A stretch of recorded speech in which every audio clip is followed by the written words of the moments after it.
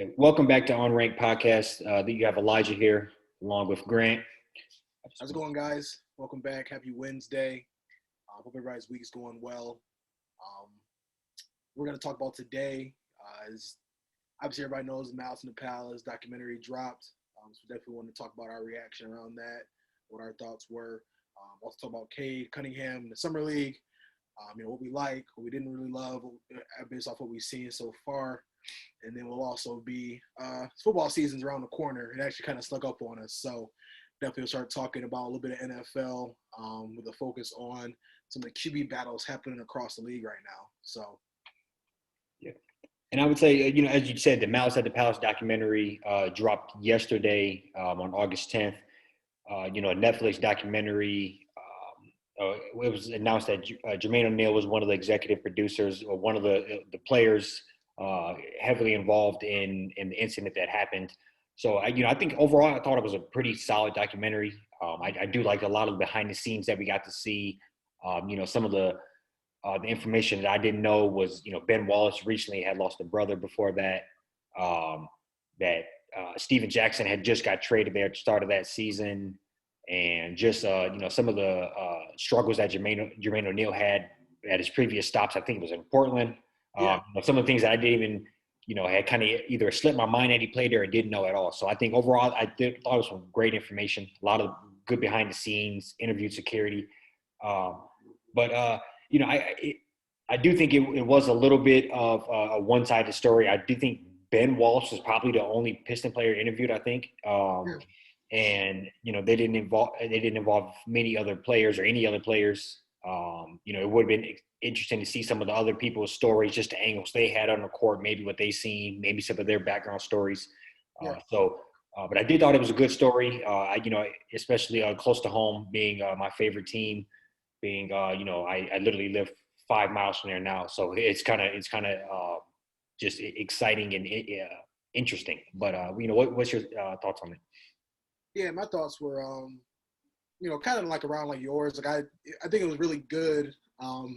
But it was kind of weird. Just it kind of turned into like they could have named like the 04 Indiana Pacers. Like the documentary was more just completely circled around those 4 players that were involved with it. But yeah, I definitely would have loved to see maybe talk to like Rashid or Chauncey or Rip. Obviously you look back at some of the film and stuff. They kind of found their way out of there rather quickly after things started like happening. But I would have loved to hear from Chauncey, being on the court and just kind of like watching it from like his lens, or Rashid kind of found his way in thick of things, So I feel like I saw him quite a bit on some of that footage that was released onto the documentary. He seemed to be in the thick of things a lot more than people probably like knew or realized back then. It would have been good to kind of hear from him. And I think it was kind of it was interesting because I didn't know like the repercussions that some of those Pacers players ran into as far as just have like charges pressed against them in court, and then just I didn't know that was around like the time when David Stern decided to like change the whole wardrobe or like the dress code for going to games.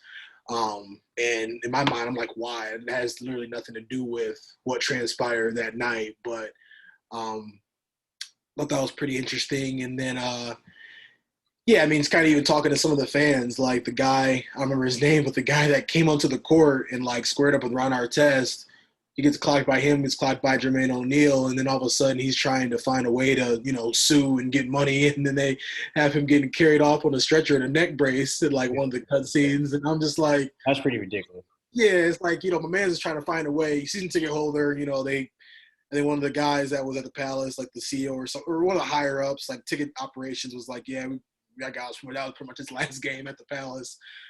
After that, he was already kind of working his way out, but it told a different story. Obviously, back then we were 11, 12 years old, so we didn't really hear much about it after it happened. It didn't have as much media coverage as it would have had today. But all in all, it was a solid documentary.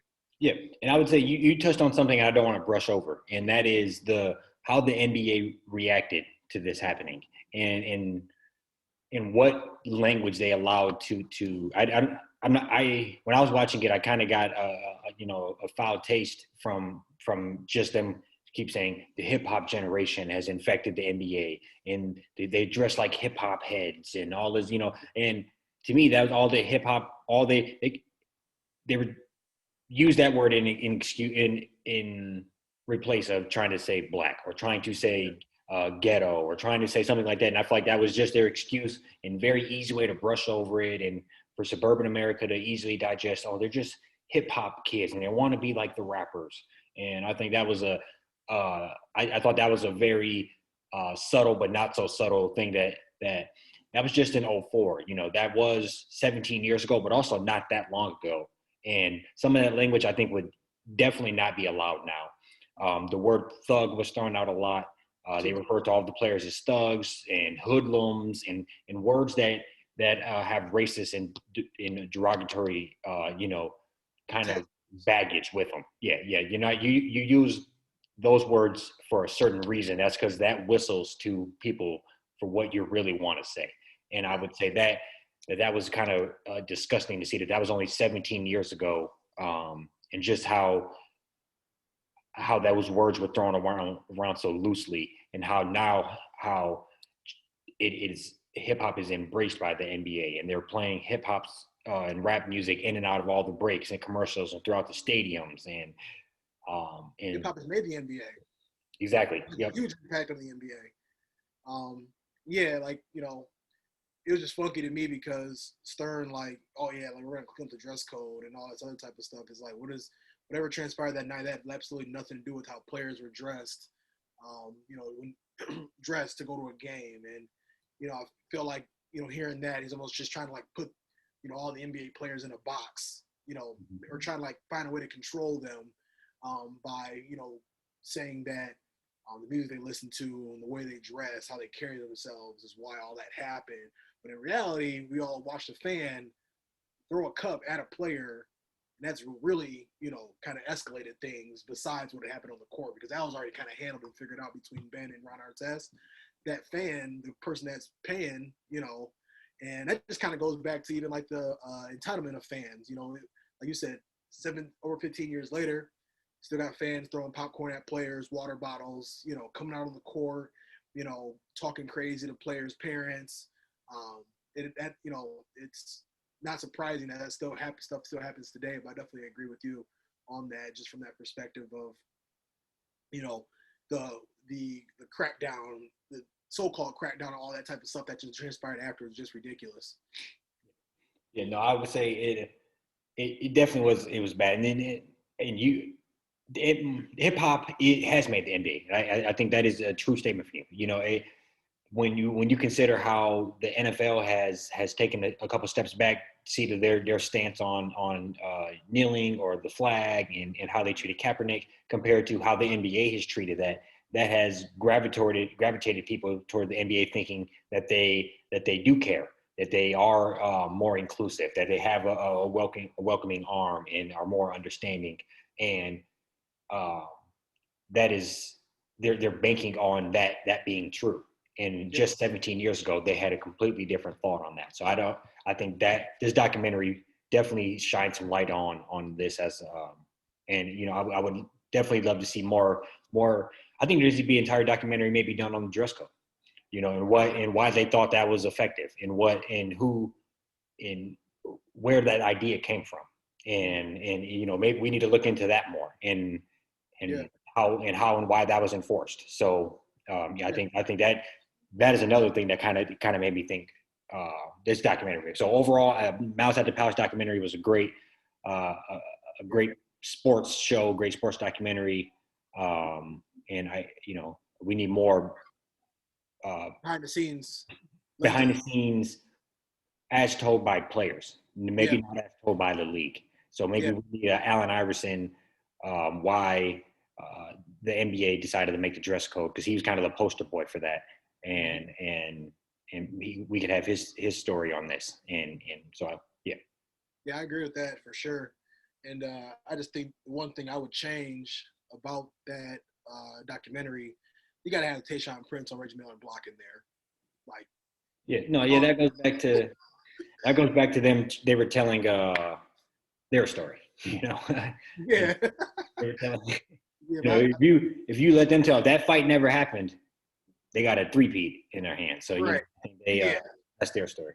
Indiana, you could have swore Indiana Pacers fans. I mean, they felt like they should have won 4 championships apparently back then. And but yeah, I would have loved to have at least seen them. You know, at least have people see like what basically was essentially the nail in the coffin on that so-called title run they're about to go on.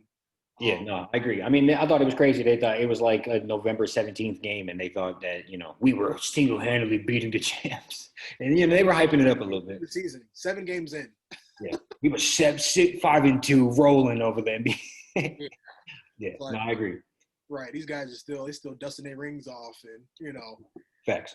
they're still celebrating. So, yeah, no, I agree, though. Good documentary. A lot of things that were uncovered in there that we hope to definitely start to see or hear more of. I think that'd be, pretty cool to just understand more of, like, things around the dress code and, how hip-hop has had quite an influence on the NBA. And but that was good little taste, you know what I'm saying? Just, like, feel, especially with the Malice in the Palace, it was something that just kind of happened. And the time it happened, it was just a while ago where social media wasn't the thing. So it kind of just went away, essentially. But it'd be kind of cool to, it was kind of cool to have more of a behind the scenes look on that. But yeah, what we want to transition to next, as far as we're going to kind of keep it with Detroit Pistons. We're going to talk about the newly acquired #1 pick, Cade Cunningham. He's played a couple summer league games up to this point. I think he had 12 points first game, they lost. 20 points second game, they lost. I will say, I think overall, just like my take on him is I like his leadership. I feel like he's very vocal, not scared to defend. I think he does a lot of different things very well. On-ball defense, passing, rebounding, getting to the cup, shooting the three ball. I guess I didn't really realize how, obviously we all know he's #1 pick for a reason, but I didn't realize myself how put together he is. But I am glad. One knock I had on him after the first game, I feel like he wasn't aggressive enough. I feel like if he was a little bit more aggressive, they probably would have won that game. Yeah. I think the second game, Houston just had a better team. They had 3 first-round picks on their team. I think they were able to kind of just take control of that game. Pistons also kind of, it's obviously the summer league. They also have a couple guys down that aren't playing that, would definitely have made a difference. But, I think I like what I saw. I think he's going to fit in really well. I think him and Killian are playing pretty well together. And obviously, though, it's only August, and they'll get things figured out when the season comes, how they want to play those guys together. But I just want to see what your thoughts were on Cade in his first couple games. Yeah, I actually really like what I see. I do agree. Maybe could have been a little more aggressive in the first game. He's not shooting the greatest percentage either. Those would be the only 2 knocks I have on him. But I would say game does look pretty polished. Him coming down without hesitating a step, without breaking stride, pulling threes from a couple feet behind three-point line with confidence. Him doing that, solid defending, opening up the floor, getting other people involved. Had a handful of assists, and just overall very polished offensive game. I seen him get to the basket, nice spin move, right, get into the lane. That for a 6'8" guy that's only 19 years old, I would say that's very promising, and that makes me feel very good about what we do have as far as a talent and a young man that looks like he wants to come in and put in the work. And so I have nothing but praise. I do think the Jalen Green kid is good. I like the 1-2 battle between the 2 of them. I think that generally speaking, I think the great players in drafts do have another guy that's also pretty great tied to them that they're always kind of battling with. If you think LeBron and D-Wade and Melo, if you think way back to Jordan and Elijah Wan, and the people that are just very solid other solid players that came in your draft, you're all kind of tied and linked to them, and you can have that duo throughout your career. It happens in football as well with quarterbacks. So I think if they can kind of keep that rivalry going, and ride that into this coming up year and maybe have a good battle for Rookie of the Year, that'd be good for both players to kind of keep pushing them and striving for. But I think we're looking pretty good. I think Killian and him looks very good together. Killian looks a little more poised and less rushed than I would say I seen him look even towards the end of last season once he came back after injury. So I think if it's a good day to be a Piston fan. He's pure pass first. I'm glad that he's working on his game to make himself like a formidable 3-point shooter. You know what I'm saying? Like a formidable scorer. And I just like the Cade fit. I know there's a lot of people out there that Jalen Green, like they thought he might have been the better fit, and he's like a nice scorer and already has like a year of the G League under his belt, so he's kind of like already a little bit more up to speed. Some are saying he might be a little bit more up to speed than Cade, but I just think like based off the team dynamic, I like Cade in there more because you have like a Jeremy Grant that can score 25 a game. We already got a Sadiq Bey that can score 15 to 20 a game. I think Cade can kind of just fit in there and be a distributor, keep the defense honest, play good defense, on the other side of the floor. And I think he's just going to have his hands in different pots. I think I talked about how, like, I don't really love how Jeremy Grant just scores 25 but just doesn't really do anything else, like barely the rebounds or even like assists, you know what I'm saying? Yeah. I definitely see Cade being kind of like a 15, 7, and 6 guy, kind of like filling that void, crashing the boards and getting other people involved. That'll kind of help that offense be a little bit more fluid, to where Sadiq and Jeremy can just kind of do their thing, and then Cade can, fit right in and also do his thing when that time comes too. I definitely, we talked about it a little bit. I definitely had some doubts and thought that Jalen Green, I do think they're both going to be great players. Like, I think both are going to have phenomenal careers. I think at this current moment, I would have to say Jalen Green is probably a better pure scorer. Yep. But I would say I like almost everything else better about Cunningham. He's a better leader. He's more well-rounded. He actually plays defense. He's bigger. And he's a better situation too. Yeah, and also just because he has had a year of experience, that might get him a little more catapulted early on. But once Cunningham gets a whole another year, he might catch up to you very quickly, along with all the other attributes of being bigger, faster, stronger, better leader. Then by year 2 or 3, you can still drop or score points at the drop of a dime, but all of my other game is so much more superior to yours that it doesn't matter. So that's kind of how I imagine that playing out. But yeah, both I great think players. Yeah, absolutely, both great players. I didn't like Jalen Green. I mean, that was I've only seen him like really play live like twice. Like I didn't really see him play in the G League or anything like that. I saw highlights, but yeah, just the highlights. Yeah, I think one thing too, people have to keep in mind is like that Houston Rockets team, like they just got a lot of guards, and the situation, like he looks good, you know what I mean? It's kind of interesting to see how that situation unfolds, to where I think, like I said earlier, Cade just kind of like he's a puzzle piece that he's just like, Jalen Green might be more of like a square peg. I kind of put that into like a triangle like hole, you know what I mean? Like their team is just a lot worse off than the Pistons are, which is why I think that I'm optimistic. Obviously, they both have great careers, but some people are trying to say that Jalen's gonna be better and things along those lines. I think both of them are, right where I like Cade, right where he's at with us. I think I prefer him for sure more over Jalen Green. I agree, and I can't think of the guy's name right now, but the Houston Rockets drafted that kid out of Turkey. He's pretty damn legit too. Number with the 15th pick, I think. That kid's good. And they got the guy Josh Christopher. He's supposed to go to Michigan. Yep, him too. Got him at like 21. They might even drafted one more guy. They drafted some dude. He won. I'm trying to find his name on right now, but I can't. But he won. He was 18 and he won the Turkey League MVP. They drafted him with like the 15 or 17 pick. Yeah, that's crazy. So I think overall they got a couple good pieces as well. But yeah, I agree. And I would say just to kind of slide into the NFL. We're right in the middle of football season here. Every time I drive past my local high school here, kids are out there playing, getting ready for the season, out there doing 7-on-7 type shit. So, it's it's right. It's going to be here quicker than we think. It's already a couple preseason games. I think one preseason game maybe has already happened. So, I think we're number one player. People always talk about number one position. People always talk about would be the quarterback. So, talk about a couple of the positions, a couple of teams that are still fighting for that starting position. I think we're going to start out with Cam. I know both of us love Cam. Been rooting for him since the Auburn days. I know he's kind of in a battle right now with Mac Jones, recent Alabama drafted quarterback. So, you kind of actually already shaking your head on that, but kind of, your general thoughts on that battle, or if you even think there is a battle, if that's just something that ESPN's using to fill up airspace.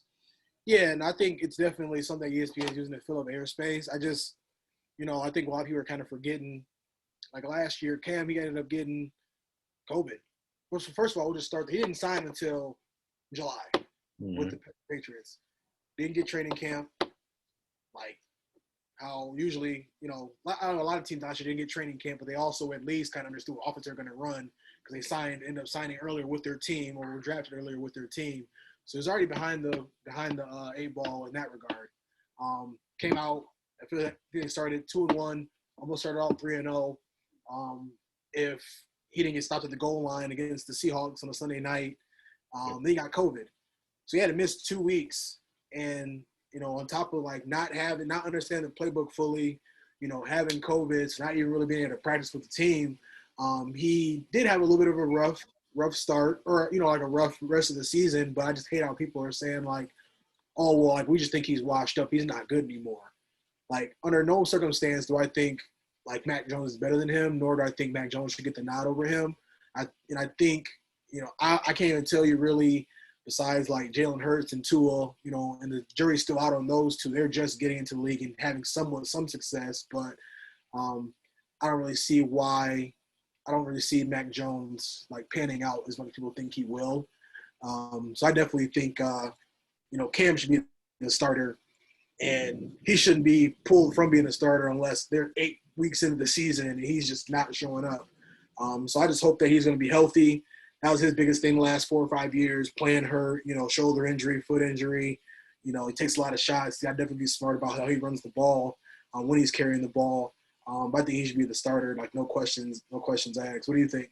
No, I agree. No questions asked. I'm just still not even sure why the Patriots drafted the kid, but I would say no questions asked. He should be the starter. I second everything you said as far as the training camp and the injuries and not knowing the playbook and the COVID. And on top of all of that, he was out there with nobody. They were out there with no-name receivers, no-name tight ends on a shortened, playbook year. So I just think that was not a sample size that you can look into and say, okay, well, that's going to happen again. So I would say you look into this coming up year. He's a former MVP, went to the Super Bowl. He's going to come and come back ready to play this year. And they got a couple weapons as far as tight end, big name, explosive tight ends. Another year of the playbook under his belt. I can't see why it would look bad. And if you look at the starting quarterbacks throughout the league or throughout their division, he will be the best quarterback. You can't say without a doubt that what Mac Jones will look like. If you roll him out there, you could be the worst quarterback in your league. At least you know what you're getting with Cam. The consistency, you're going to give you a shot to win every week and let the other kid sit on the bench, and maybe in a year he'll be worth the 15th pick. But if you roll him out here now, you're going to regret that. So, I think I got the Patriots. I mean, people forget too, like we had a lot of guys opt out last year. Like a lot of the key defenders, I forgot about that. Receivers. So they're getting a lot of firepower back. They're actually my favorite, dark horse favorite to win. I know Buffalo, Josh Allen's got paid. They had a great season last year. Everybody's really high on them. I just kind of really see the Patriots getting back to the Patriot way, quote unquote. And I actually have them as like a dark horse to win the division. So we're gonna go a little south now. Jamison Taysom. I know this is one that you're big on. I know you're a big Jameis guy. I like Jameis as well. And this is the one I think is probably the most puzzling to me as to why there's even a competition. I wouldn't say puzzling. Obviously, Taysom Hill did his thing when Drew Brees was out. But there's a couple things that weren't there last year that were there last year that won't be here this year. that'll make Taysom kind of struggle if they do decide to go his way. But I think that they should just go Jameis, pure quarterback. Great arm, can make all the throws. But I just want to see like what your thoughts were on that battle. Yeah, no, I think this is actually pretty funny. That this is even if this scenario was turned around, we wouldn't be having a debate of whether if Jameis was as bad as passing as Taysom Hill, we wouldn't be having this conversation. And that's without a doubt. So it's pretty left whether we're even having this conversation. Taysom Hill is like a gadget quarterback guy. One of them Pat White wildcat type quarterbacks that they were trying to roll out 10 years ago. That's what he is, and he's found a way to somehow make starting quarterback money off of that. And so that's probably why they're even entertaining it, because they have to justify why they're giving him $16 million a year to be a wildcat quarterback. So I would say that's probably the only reason why they're really doing this. But I would say when you look at last year, I think they won a couple games with him starting, running a very limited playbook, one that would not work, one that they would not let other quarterbacks run. That's not going to work for a 16-game season, and you have to give Jameis a shot to go out there and make players like Michael Thomas happy, make players make the offense just more explosive. Even last year, even as good as Drew Brees was and is throughout his career, his arm was just not the same last year. So that was kind of screwing up the entire offense. That was messing up Alvin Kamara. He couldn't get loose like he was used to because the safety was creeping up. Which I just kind of messed up the whole flow of the entire offense. So I think you put Jameis back out there, one of the biggest arms in the NFL, and he could just push that ball down the field, open the field back up in general. That's how the Saints get back to winning and competing for a championship, which I think they would do if they stop playing games and put Jameis in right away. Yeah, and I think, Alvin Kamara, like this decision should be solely based on like him and his success because we know how good of a player he is. I don't think he's as good with Taysom Hill as a starter as it would be with Jameis Winston as a starter, because you throw Taysom Hill out there, he's going to load the box and have, make Taysom Hill throw. To where you got Jameis out there, like he can either, he going to throw it, he can run a little bit, dip it off to Alvin Kamara. You keep the defense more honest. And I definitely think if Michael Thomas is not going to be available for at least the first 5 or 6 weeks of the season, like, he'll give Taysom Hill somebody to at least throw to. You know what I mean? Like, they don't really have much of a passing attack or like receivers, at least that I know of. I don't think they have like really any other big names, any other guys that are going to be coming in and make like a huge contribution. Somebody got to step up because Michael Thomas is out. But yeah, I mean, I agree with you. I don't. It's crazy that this is even a conversation. So we're definitely aligned on that one as well. Yeah. And then I'm not sure if we have any other ones you want to kind of touch on.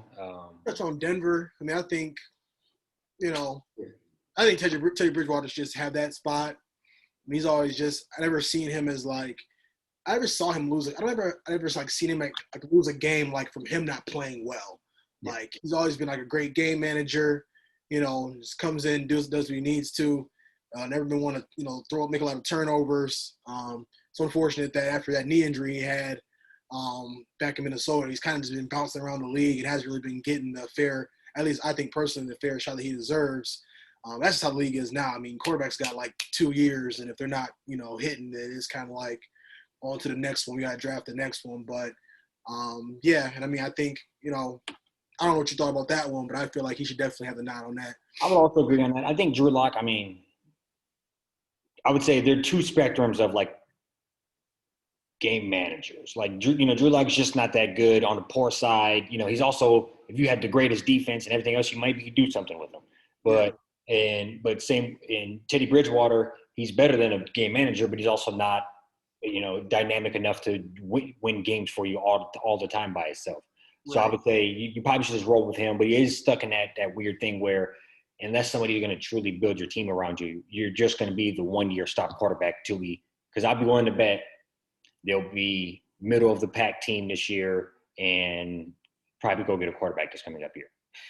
So, I think it's one of those They were in the hunt this year, I believe. A couple people thought they were going to get a quarterback, and so I would say that's probably what's going to happen. They'll have him around service. He'll have a decent year, and then he'll be next stop next year, holding spot till they get the new quarterback in, which is kind of it sucks to be in, but I hate to say this, but at least we're still seeing him play after that gruesome injury, a couple years out of the league. It's good to see him back in and flowing and slinging it and having a good game still. So, I'm rooting for him. And but I also wouldn't be shocked if Drew Lock got his spot ran. And I could see him ending up somewhere also. I don't think he's that good, but I also think people would give him a shot. I'm just being honest. Yeah. No, 100%. I mean, I think a lot of that stuff kind of comes down to like situation and shit too. Sometimes guys, they end up moving on. Like what I think personally, there's no QB battle on for this team, but the Panthers, like getting Sam Darnold, just wasn't a good fit with New York. Maybe for Drew Lock, it's not a good fit there. I feel like Teddy Bridgewater is one of them players to where, he's a fresh face in that organization. I think Drew Lock all the quarterbacks got COVID last year, and the coach was like super pissed. So I think, I feel like, he might kind of have that like hanging over his head a little bit too, to where I think that he has an arm he can throw for. I think he has way better arm strength than Bridgewater does. But I think maybe down the road we won't work out for him there. Maybe he can find another home somewhere else. But I do think that Teddy probably has a slight lead, at least based off what we know about the two quarterbacks. Agreed. And I just kind of thought of this. So I'm shooting from the hip here, but I know you thought the Jets shouldn't have pushed out Sam Darnold, and they probably should have rolled with him. And yeah. I do think you have a valid point. I would say I was maybe even a little harder on him than I should have been. And watching that, but let me ask you this: do you think he's going to have a better year, or the boy that they drafted, Zach Wilson? If you had just this upcoming year, I think Sam Darnold got a chance to be like comeback player of the year, like most improved.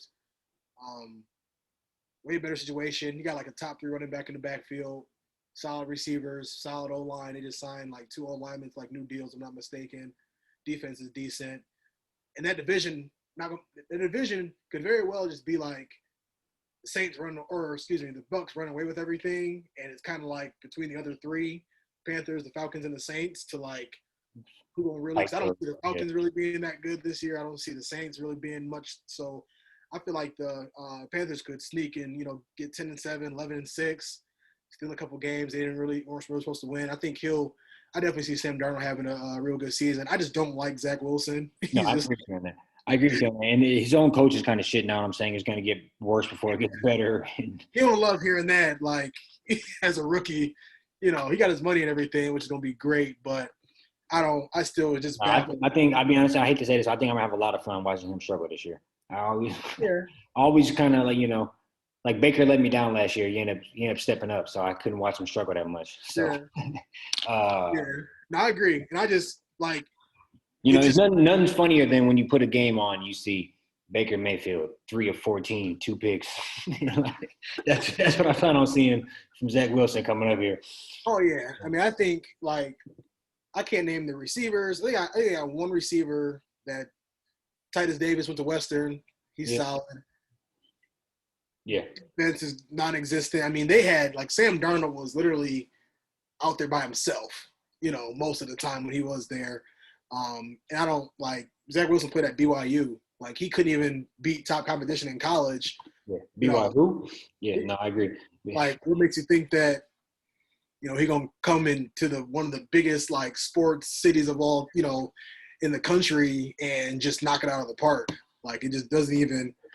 I mean, I'd be shocked if he is even playing for them in the next like 3 to 5 years. No, he won't be. Shout out to he got his guaranteed money though, so. Go back to Utah and sell insurance. You will. Big fan. Yeah, man. I think that's all we got here. We're gonna, we'll dive in coming up soon. Maybe we're gonna have a little topic about Stafford coming up. Maybe a couple more just heavy football topics. Obviously, we're in the thick of things here as far as football goes, and maybe we'll even dust it off and get the heart to try to hype up Michigan this year for football. Yeah. And we're gonna have our first guest on as well next yeah, episode. So yep, coming up next week. So we'll get one in the books next week, and that'll be out the back half in about maybe 7, 8, 9 days. Good deal. Yeah. All right. The next time, guys. Peace out.